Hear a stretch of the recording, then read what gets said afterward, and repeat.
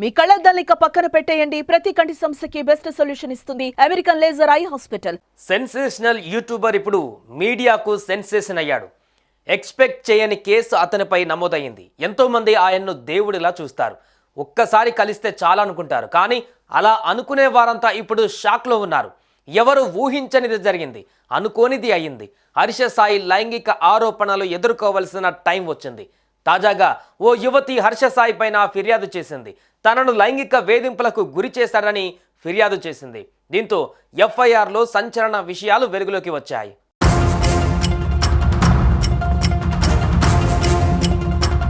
హర్ష సాయితో బాధితురాలు కలిసి పనిచేసింది.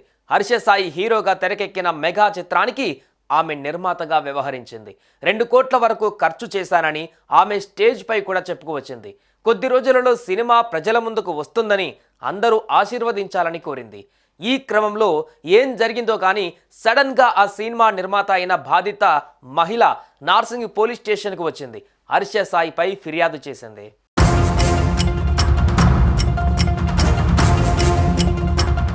ఇదిలా ఉంటే పోలీసుల ఎఫ్ఐఆర్లో కీలక విషయాలు వెలుగులోకి వచ్చాయి.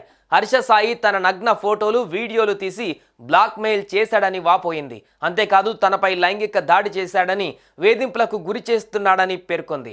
డబ్బులు కూడా తీసుకున్నాడని, అవి ఇవ్వమంటే ఇలా వేధిస్తున్నాడని, బ్లాక్మెయిల్ చేస్తున్నాడని పోలీసులకు తెలిపింది.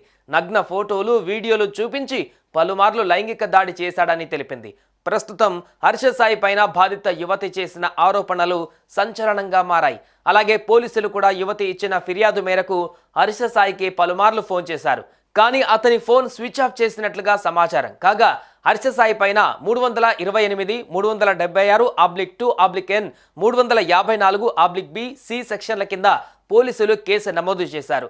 హర్ష సాయితో పాటు అతని తండ్రి పైన కూడా యువతి ఫిర్యాదు చేసింది.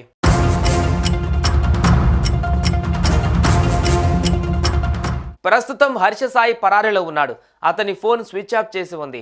పోలీసులు ప్రత్యేక బృందాలుగా ఏర్పడి హర్ష సాయి కోసం గాలిస్తున్నారు. హైదరాబాద్, వైజాగ్ మాత్రమే కాకుండా ఇతర ప్రదేశాలలోనూ ఆయన కోసం గాలిస్తున్నారు. అతన్ని విచారిస్తే గాని వీరి మధ్య ఏం జరిగింది, ఎందుకు పోలీస్ స్టేషన్ వరకు ఈ వ్యవహారం వచ్చింది అనేది తెలుస్తోంది.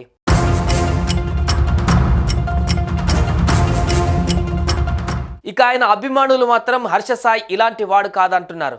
కావాలనే అతన్ని ఇరికించారని అంటున్నారు. కాగా నెటిజన్లు మాత్రం తప్పు చేసిన వారు ఎంత పెద్దవాళ్ళు అయినా శిక్షకు అర్హులని అంటున్నారు.